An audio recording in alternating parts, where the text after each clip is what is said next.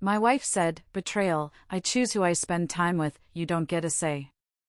After her girls' trip, she learned freedom also means having no union to come back to. Imagine hearing the words that shatter your world, not screamed in a furious fight, but delivered like a cold, rehearsed script, right across your own kitchen table. It was the moment I realized the woman I loved had become a stranger, and she had just handed me the key to finally unlock myself from a life I no longer recognized.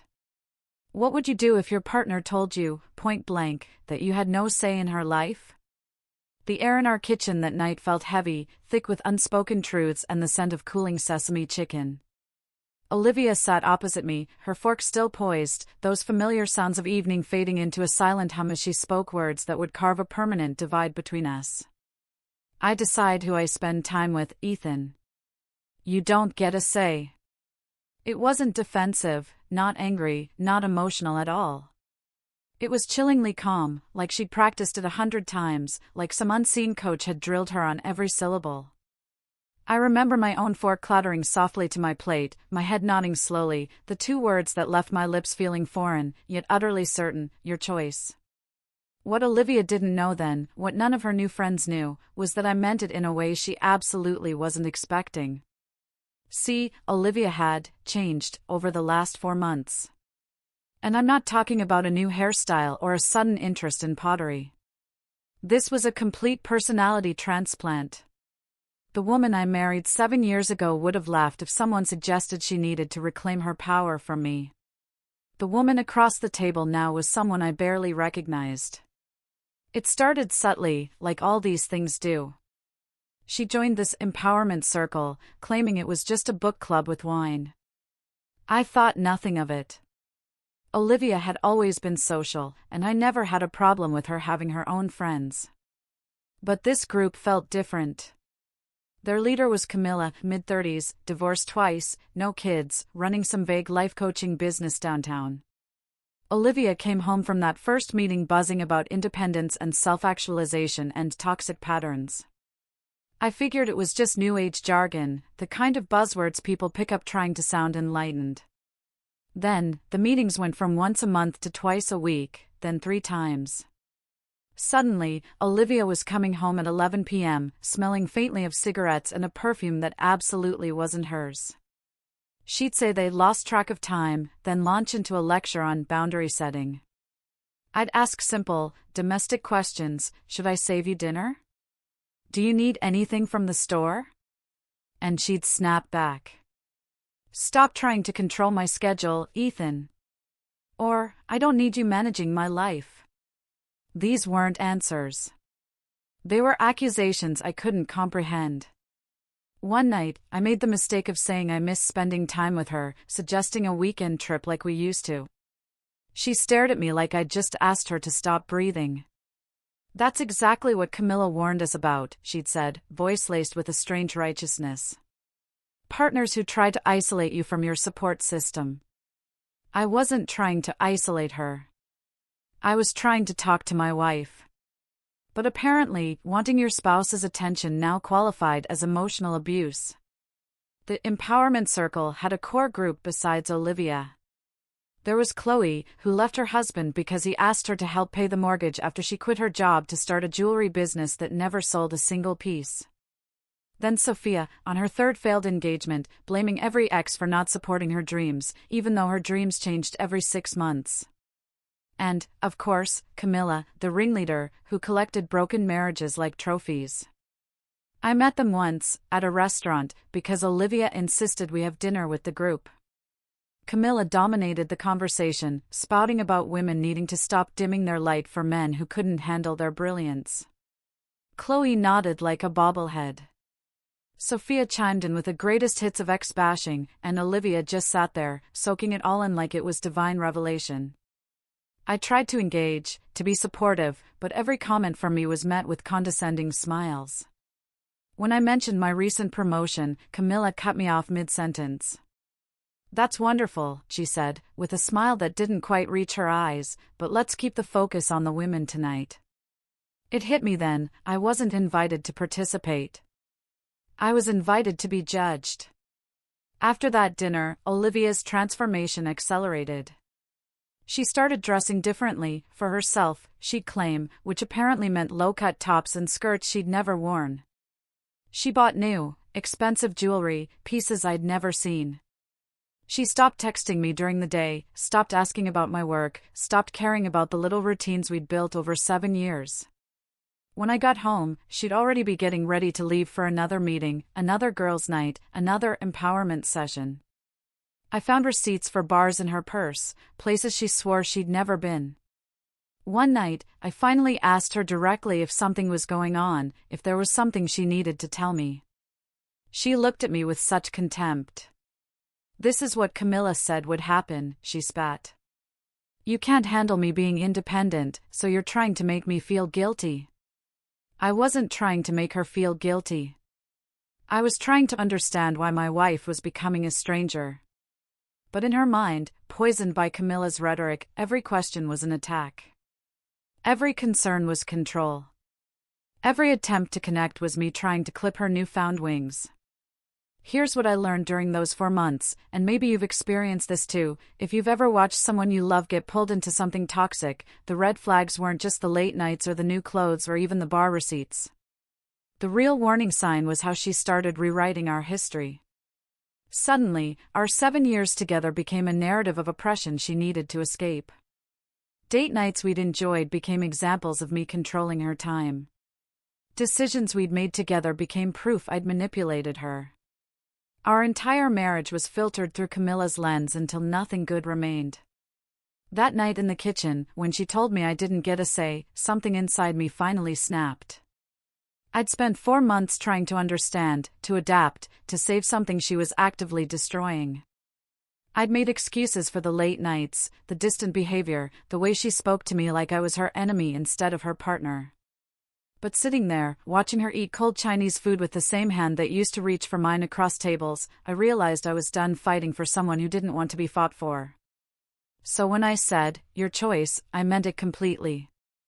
She wanted independence. She wanted freedom from my questions, my concern, my presence. And I was about to give her exactly what she asked for, though not in the way she acted. She smiled at me that night, thinking she'd won some kind of victory, thinking I'd finally learned my place. What she didn't know was that I'd already started making plans. 2 weeks earlier, scrolling through Instagram late one night, I'd noticed something odd.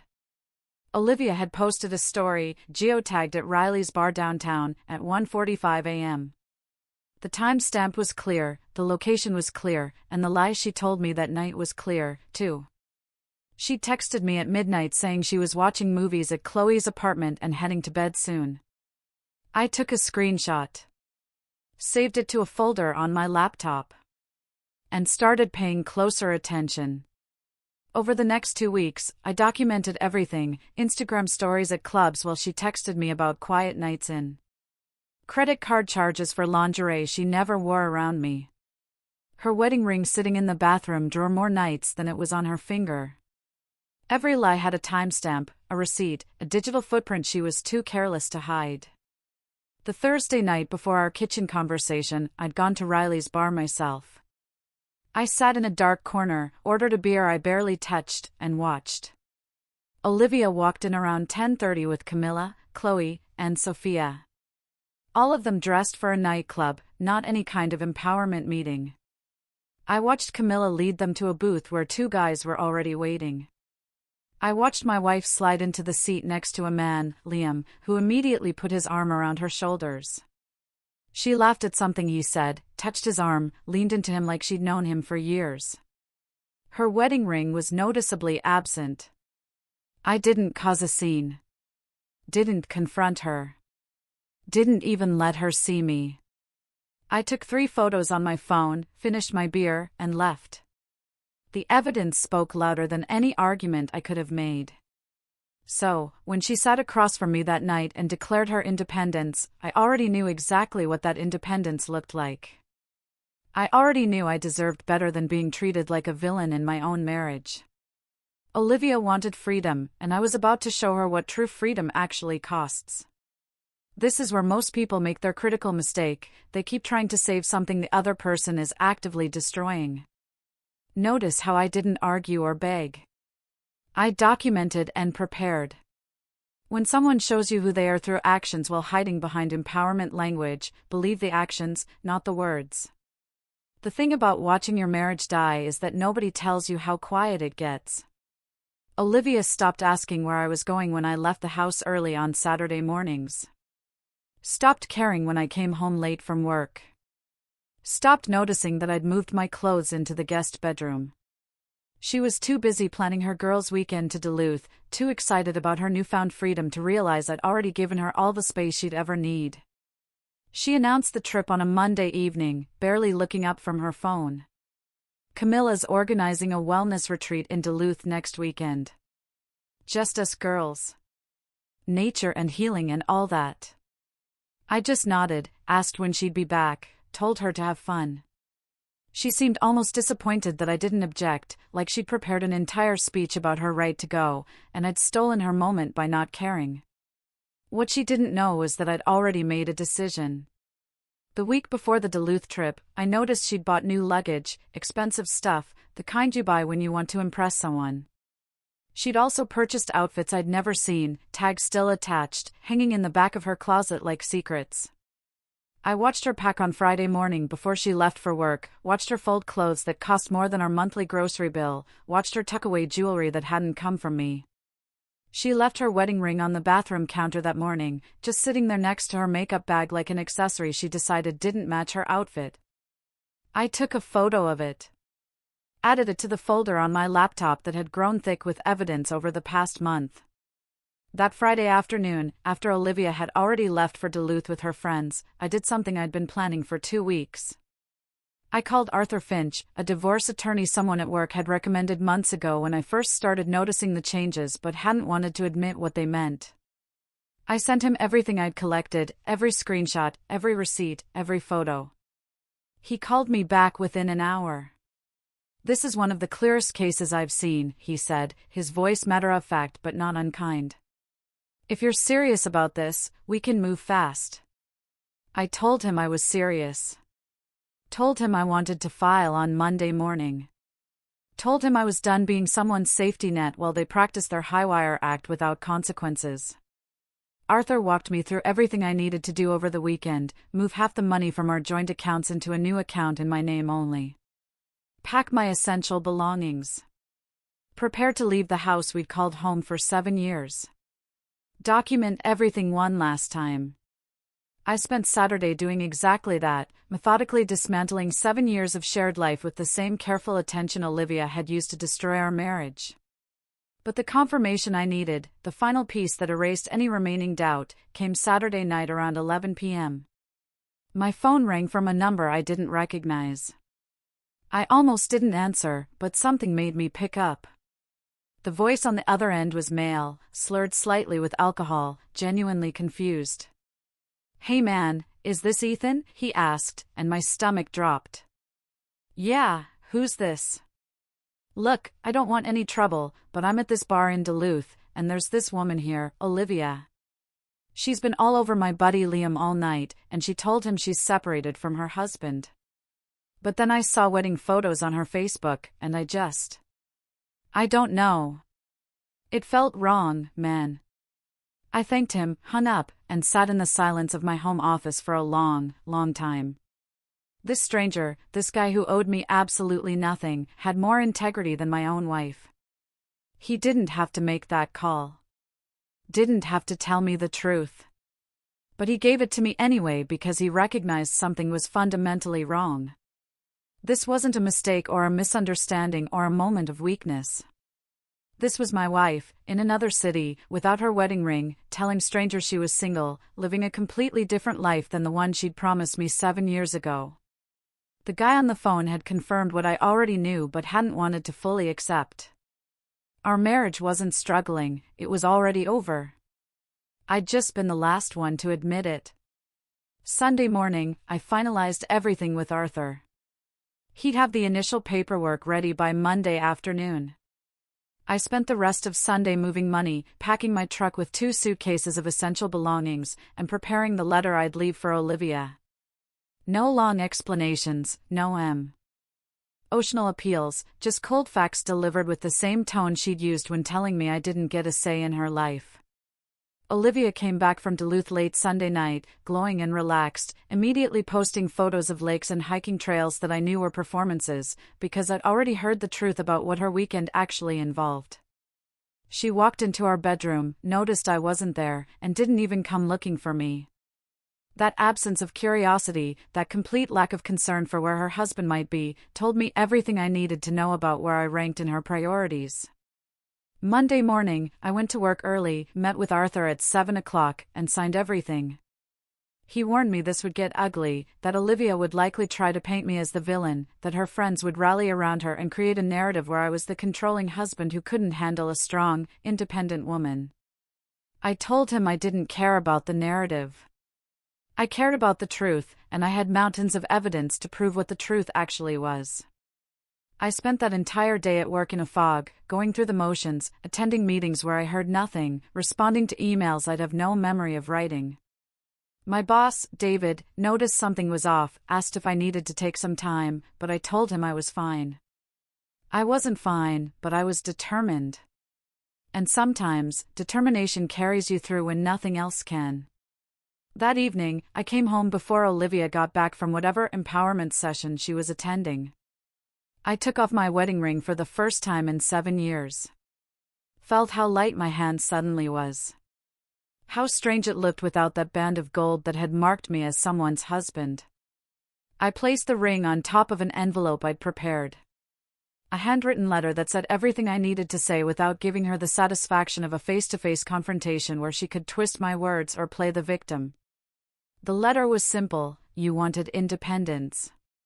You wanted freedom. You wanted a life where I didn't get a say. You have it now. The papers will be delivered Wednesday. Don't contact me. Don't try to explain. We both know what you've been doing. You're free now. I hope it's everything you wanted. I left the envelope on the kitchen table. The same table where she'd told me I didn't get a say in her life. The same place where I'd watched our marriage die over cold Chinese food just 4 days earlier. I took one last look at the house, at the photos on the walls of a couple that didn't exist anymore, at the life I'd built with someone who decided it wasn't enough. Then I walked out the door, got in my truck, and drove to the extended stay hotel I'd booked for the next 2 months. My phone started ringing around 9:30 that night. Olivia's name lit up the screen 23 times before I turned the phone off completely. She left voicemails I'd never listened to, sent texts I'd never read, tried to reach me through social media I'd already blocked her on. But I was done being the person she could manipulate, done being the safety net for someone who wanted to jump without consequences. I'd given her exactly what she asked for, and now she'd have to live with it. Here's the lesson most people learn too late: silence and action speak louder than arguments ever will. I didn't try to convince her or compete for her attention. I simply removed myself from a situation where I wasn't valued. That phone call from the stranger showed something crucial: sometimes, people outside your situation can see the truth clearer than you can. When would you have drawn the line? After the first lie? Or the 100th? The thing about consequences is that people never think they'll actually face them until it's too late. Olivia spent the first week after I left trying every possible way to reach me. And when that didn't work, she deployed her support system. Her sister, Harper, called me 8 times in 2 days, leaving voicemails that escalated from confused to angry, talking about how I was cruel and unreasonable and throwing away 7 years over nothing. Her mother, Eleanor, sent me a text message that was 4 paragraphs long about family values and working through problems and how disappointed she was that I'd given up so easily. Even Camilla tried to reach out through LinkedIn, of all places, sending me a message about how I was proving every toxic masculine pattern she'd warned Olivia about, how real men don't abandon their wives during periods of growth. I didn't respond to any of them, because there was nothing left to say. Arthur had the divorce papers delivered to the house on Wednesday morning. According to the process server, Olivia answered the door in her bathrobe, looking like she hadn't slept in days. She signed for the documents, read the first page, and apparently sat down on the front steps and cried for half an hour. Our neighbor, Patricia, told me this later, said she'd never seen someone look so completely shattered. Said she tried to comfort Olivia, but got pushed away. Part of me felt bad for about 10 seconds, and then I remembered the Instagram photos, the lies, the wedding ring abandoned on bathroom counters, the man in Duluth who she'd told she was separated from. You don't get to destroy something and then cry when you realize it's actually broken. The legal process moved faster than I expected because Olivia didn't contest anything. Arthur said that was highly unusual, said most divorces drag on for months with fights over assets and accusations and attempts to hurt each other through the legal system. But Olivia signed everything he put in front of her within days. Agreed to the 50-50 division of assets. Didn't ask for alimony, even though Michigan law might have given her some. Arthur thought maybe she felt guilty, but I knew better. She wasn't feeling guilty. She was feeling abandoned. And there's a critical difference. Guilt means you recognize what you did wrong and want to make it right. Abandonment means you're upset someone stopped tolerating it, and you've lost your safety net. About a month after the papers were served, I ran into Chloe at the grocery store near my new apartment. She was alone, looked exhausted, had that particular weariness that comes from maintaining a lifestyle you can't actually afford. She saw me, froze for a second like she was deciding whether to run, and then walked over with purpose. You really did it, she said, not quite accusatory, but definitely not friendly. You just left her. I looked at her carefully, this woman who'd encouraged my wife to blow up her marriage, who cheered every boundary violation like it was some kind of victory for womankind. She made her choices, Chloe, I said. I made mine. Chloe shook her head, started to walk away, then turned back. Camilla said you'd be like this. Said men can't handle women who know their worth. I almost laughed because the script was so predictable, so rehearsed. Is that what you tell yourself about your ex-husband? I asked, my voice dangerously calm. That he couldn't handle your worth? Or did he just get tired of financing a jewelry business that never sold anything while you blamed him for not being supportive enough? Her face went red, and she walked away without another word. I felt bad for maybe 5 seconds. Then I remembered that these were the people who'd poisoned my marriage, who'd convinced my wife that independence meant destruction, that freedom meant betrayal, that empowerment required burning down everything stable in her life. They didn't get my sympathy or my patience. The empowerment circle fell apart completely about 6 weeks after that encounter. I heard through mutual acquaintances that Sophia had gotten engaged again, this time to a guy she'd known for less than a month. And when Camilla suggested she slow down and focus on her personal growth first, Sophia had told her to mind her own business and stop projecting her failures onto everyone else. Chloe apparently stopped coming to meetings after her landlord started eviction proceedings and she couldn't afford to keep up appearances anymore. And Camilla, the great leader and architect of so much destruction, had simply moved on to a new group of women to manipulate, a fresh set of marriages to undermine with her toxic philosophy, dressed up as feminism and empowerment. Olivia was left with nothing. No support system. No empowerment circle. No friends who actually cared about her beyond what drama she could provide for their next meeting. The divorce was finalized on a Monday morning in early September, exactly 11 minutes in front of a judge who looked profoundly bored with the whole proceeding. 7 years of marriage, all those promises and dreams and shared moments, reduced to signatures on documents and a gavel striking wood. Olivia sat on the opposite side of the courtroom with a lawyer she'd hired last minute, someone who looked fresh out of law school and completely overwhelmed by a case that had no defense. I didn't look at her once during the entire hearing. Arthur had advised me not to engage, not to give her any emotional reaction she could potentially use against me, but honestly, I didn't look at her because I didn't want to. The woman I'd married was gone, replaced by someone I didn't recognize. And whoever was sitting in that courtroom wasn't someone I had any connection to anymore. After the judge signed the final papers, I walked out of the courthouse into September sunshine that felt warmer than it should have for early fall. Arthur shook my hand, told me I'd handled everything with more grace and dignity than most of his clients managed, said to call him if I needed anything going forward. I thanked him, got in my truck, and drove to work like it was any other Monday. Because in a way, it was.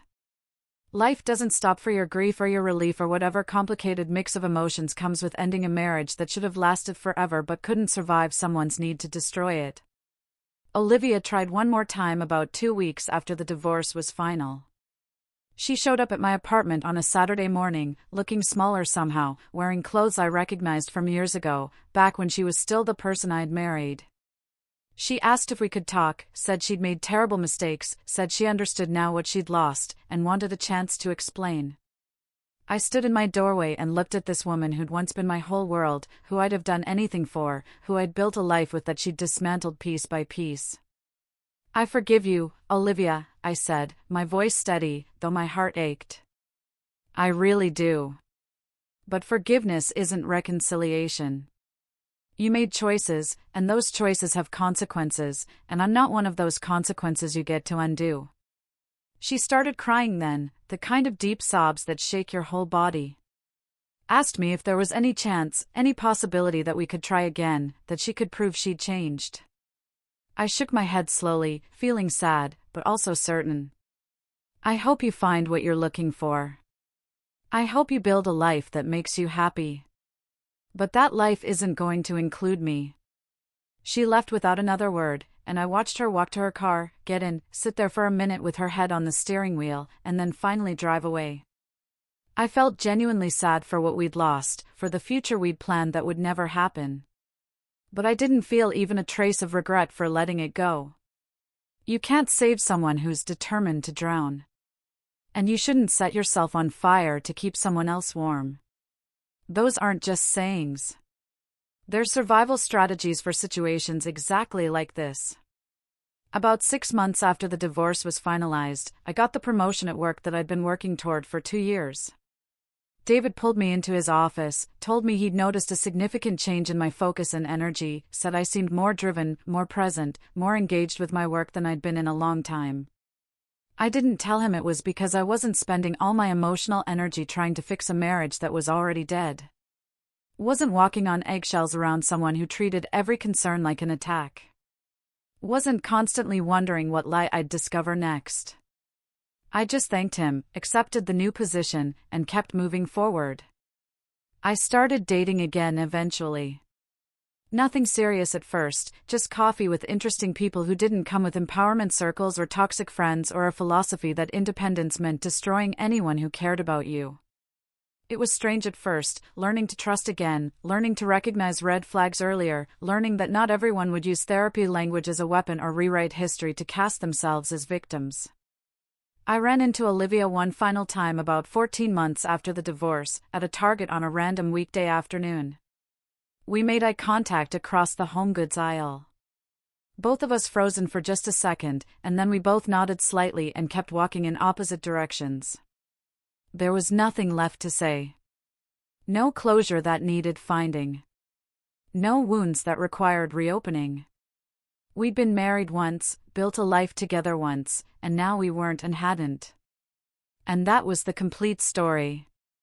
Sometimes people ask me if I regret how I handled everything, if I wish I'd fought harder or insisted on therapy or given her more chances to explain or change.